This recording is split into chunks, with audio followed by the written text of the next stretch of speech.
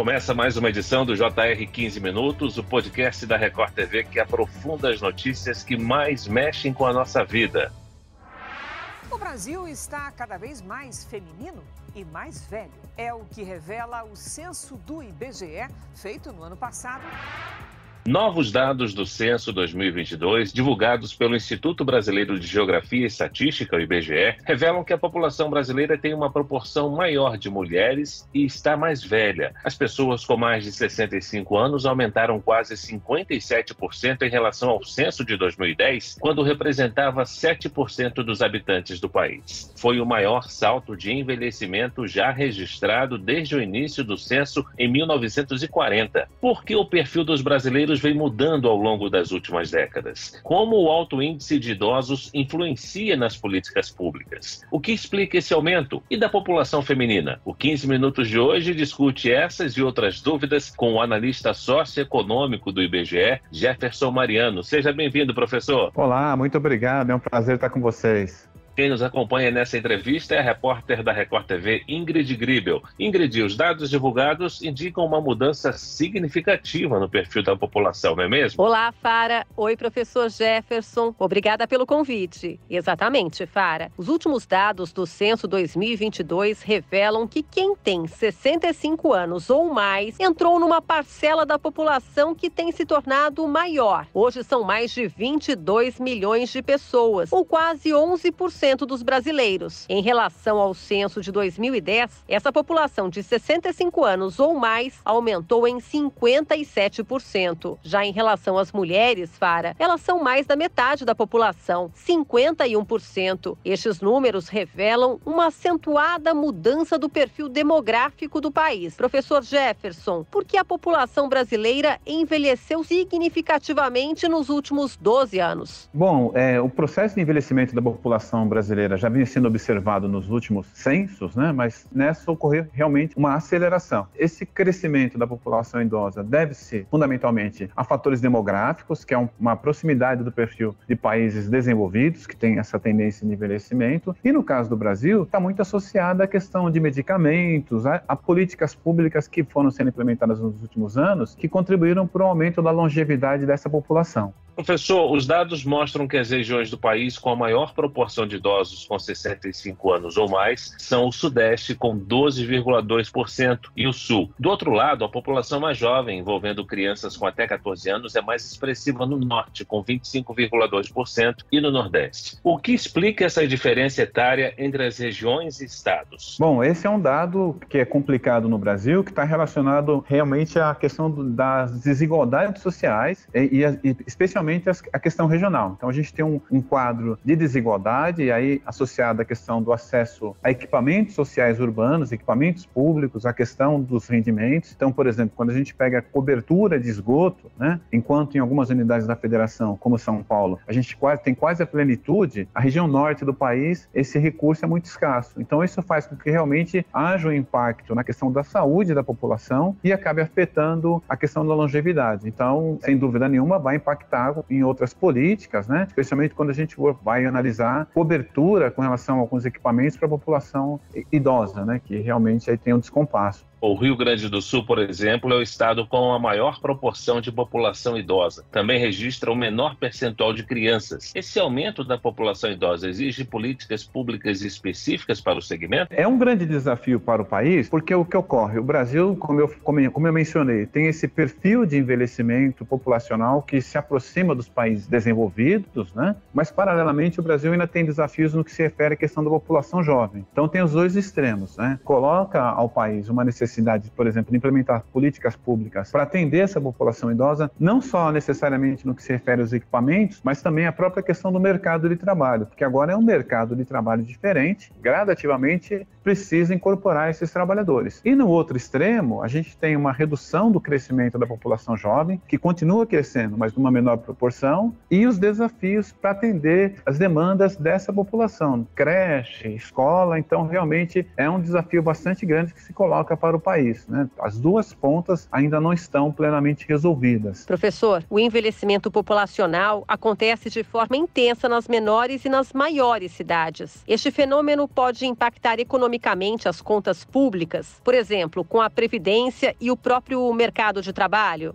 Quando a gente pega, por exemplo, o quadro de envelhecimento e a gente observa por cidades, tem um comportamento que acontece praticamente em todas as unidades da federação, né? Que, por exemplo, as cidades mais distantes do país, as cidades rurais, as cidades com menor índice de desenvolvimento econômico, a gente tem um perfil de envelhecimento maior. A proporção de pessoas idosas é maior, porque a gente tem um movimento de pessoas jovens em direção aos centros urbanos, os locais nos quais a gente observa oportunidades de emprego. Então, a gente tem esse comportamento. Mas mesmo nessas grandes regiões, nesses centros mais desenvolvidos, a gente já tem uma proporção mais elevada de pessoas idosas. Então, a gente tem esse comportamento. Agora, o que vai acontecer? Há um impacto nas finanças públicas, sem dúvida nenhuma, porque quando a gente muda o comportamento, o perfil da força de trabalho, há uma menor arrecadação no que se refere à questão das contribuições sociais associadas ao trabalho e, paralelamente, o que a gente tem? Um impacto na Previdência. Então, nos próximos anos, retomaremos o debate em torno da estrutura previdenciária no Brasil. Então, passamos por uma reforma em 2019, a agenda continua de debate com relação ao que fazer para equacionar as finanças públicas com relação à questão previdenciária, que sem dúvida nenhuma terá um grande impacto. Professor, na prática, os dados querem dizer que a tendência do país é ter cada vez menos jovens e mais idosos. Agora, a queda no número de nascidos deve implicar a médio e a longo prazo? A taxa de fecundidade ela vem caindo, inclusive nas outras regiões, nas regiões nas quais a gente tem menores indicadores sociais, como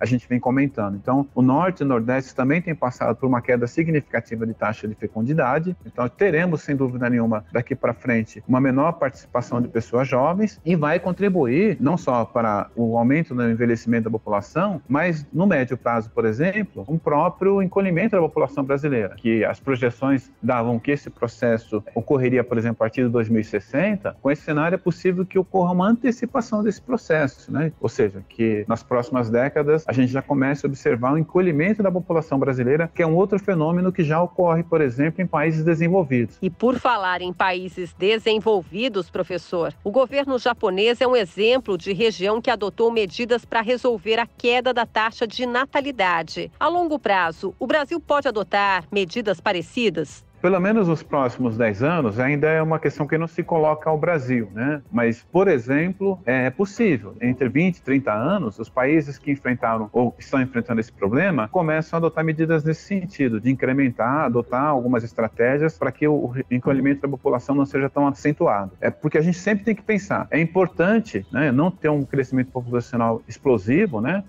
para que você não tenha impacto sobre demandas sociais, mas, por outro lado, quando a taxa de crescimento é muito pequeno, ou seja, quando você não tem nem a reposição da população, isso implica não ter reposição da força de trabalho, e aí o número de pessoas na força de trabalho que vai manter a economia em funcionamento para garantir o conforto da população aposentada, o descompasso fica muito grande, que é um indicador que a gente chama de razão de dependência, né? Então a gente passa a ter grande número de pessoas dependendo de pessoas que estão inseridas no mercado de trabalho. É importante destacar, por exemplo, que no caso da população idosa, uma pequena parcela dos idosos é que está inserida no mercado de trabalho. Então, mesmo que haja políticas, por exemplo, para inserir a população idosa no mercado de trabalho, há um grande contingente de aposentados que não tem interesse em voltar ao mercado de trabalho e, além disso, evidentemente, um número muito grande de pessoas que não encontram condições de saúde, de voltar ao mercado de trabalho. Então, realmente é uma equação difícil. Professor, as mulheres são, pela primeira vez em 5 décadas, maioria em todas as grandes regiões do Brasil. Elas são mais da metade da população, ou seja, 104 milhões, porque há cada vez mais mulheres no Brasil. O quadro de elevação da participação das mulheres na população, ele é um fenômeno mundial. A gente observa, por exemplo, praticamente todos os países, como nós observamos, eles têm uma proporção maior de mulheres do que dos homens. Agora, o que vem acontecendo no Brasil? A gente tem, até mais ou menos o início da puberdade, há uma igualdade populacional. Na verdade, até os 20 anos, tem maior proporção proporção de homens do que de mulheres, inclusive. Nascem mais homens no Brasil do que mulheres, que ocorre a partir dessa faixa etária. Na verdade, a partir dos 15 a 16, a gente começa a ter uma taxa de mortalidade mais elevada entre os homens, especialmente mortalidade por causas externas. Então, o aumento da proporção das mulheres está associado ao aumento da mortalidade masculina, especialmente por causas externas. E aí, se a gente abrir, inclusive, algumas características dessa mortalidade, a gente vai observar grupos populacionais que são mais suscetíveis a esse fenômeno. Então, isso é que tem levado a esse aumento da proporção das mulheres no Brasil, em níveis cada vez mais acelerados, né? Se a gente observar de 2010 para 2022, aumentou a participação das mulheres na população brasileira. Então, esse é um fenômeno que a gente observa no Brasil. Se não ocorrer políticas, por exemplo, para reduzir a taxa de mortalidade por causas externas, a gente vai ter um processo, inclusive, mais elevado nos próximos anos com relação a essa distância entre mulheres e homens no Brasil. Quando se consideram os grupos etários, a proporção de homens é maior entre o nascimento e a idade adulta. Entre 25 e 29 anos, a população feminina se torna majoritária e a proporção continua crescendo nas idades mais avançadas. Agora, as causas de morte dessa população jovem masculina não são naturais? Quando nós observamos as estatísticas, o IBGE tem uma pesquisa, que é uma pesquisa de estatísticas vitais, né? Que inclusive em alguns estados é feito com parceria com órgãos estaduais de estatística. E o que nós observamos é que há um grande contingente de mortalidades por causas externas. Quando a gente classifica a mortalidade, tem a mortalidade por causas naturais e a mortalidade por causas externas, muitas delas associadas à violência. Então, a proporção de jovens do sexo masculino que acabam morrendo por fatores externos, especialmente violência, é muito maior do que entre as mulheres. Por exemplo, não só acidentes de trânsito, mas homicídios. É muito grande essa proporção. E como eu comentei, se a gente abrir, inclusive, alguns grupos, nós pegamos, por exemplo, a população negra, o jovem do sexo masculino negro, a mortalidade chega a ser quase 3 vezes superior à média observada. Então, realmente, há uma distância bastante grande, né? E isso é que tem feito com que a gente tenha perdido população jovem, população do sexo masculino, e tem feito com que essa distância se aumente. Porque, como eu comentei, né, a natalidade, inclusive a gente tem um número maior de nascimento de pessoas do sexo masculino, pois nessa faixa que realmente ocorre essa reversão. Professor, esse comportamento de aumento na proporção de mulheres se repete em todas as grandes regiões. Elas ganham participação, mas também precisam de políticas públicas, inclusive no enfrentamento da violência de gênero. O senhor concorda? Sim, é um grande problema no Brasil, não só a questão da violência de gênero, mas a questão da equidade, igualdade em relação à inserção no mercado de trabalho. Lembrando que o IBGE, inclusive, está colocando uma pesquisa em campo, né, que é a Pesquisa Nacional de Demografia e Saúde, que está investigando exatamente essa questão associada à violência contra a mulher, né? Então, essa pesquisa, ela tá saindo agora, porque a gente tem um grande problema com relação à violência e à mortalidade das mulheres que não são tipificados. A gente tem, por exemplo, subnotificação de alguns fenômenos, como, por exemplo, em algumas regiões do país, que a gente tem um elevado índice de estupros que não aparece nas estatísticas, ou mesmo feminicídio. Então, essa pesquisa ela vai dar conta desse fenômeno, né? Então, a gente tem esses 2 pontos que são extremamente importantes no que se refere a políticas voltadas para a questão de gênero. Uma questão de reduzir a violência contra a mulher, né? E a violência, inclusive, doméstica, que é muito recorrente. E um outro ponto, a questão do mercado de trabalho. As taxas de desemprego entre as mulheres são mais elevadas, a remuneração das mulheres ela é menor, mesmo com a ideia agora de uma implementação de uma legislação, ainda a gente tem uma distância muito grande. Então,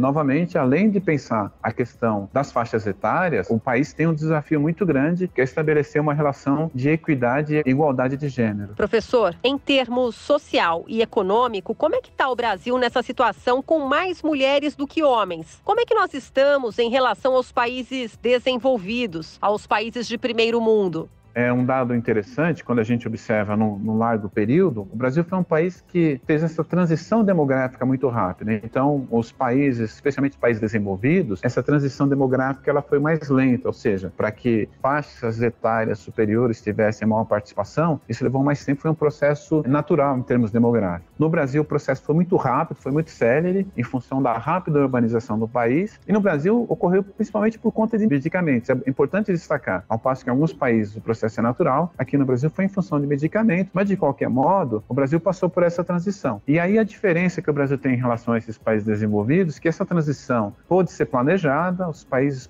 conseguiram desenhar algumas políticas públicas, estabelecer políticas, inclusive de permanência da população mais idosa no mercado de trabalho. Então o Brasil tem essa característica. Ao passo que tem um perfil demográfico que se aproxima de países desenvolvidos, enfrenta desafios de países em desenvolvimento. O Brasil aumentou a expectativa de vida, mas ainda não é um país que tem uma expectativa de vida muito elevada. Tem uma lista bastante significativa de países que têm uma expectativa de vida maior do que a do Brasil. Será necessária muita criatividade para se desenhar políticas públicas que possam atender às novas demandas que façam e que estão sendo colocadas agora para a sociedade brasileira. Muito bem, chegamos ao fim dessa edição do 15 Minutos. Agradeço a participação do analista socioeconômico do IBGE, Jefferson Mariano. Muito obrigado, professor. Eu que agradeço. Até a próxima.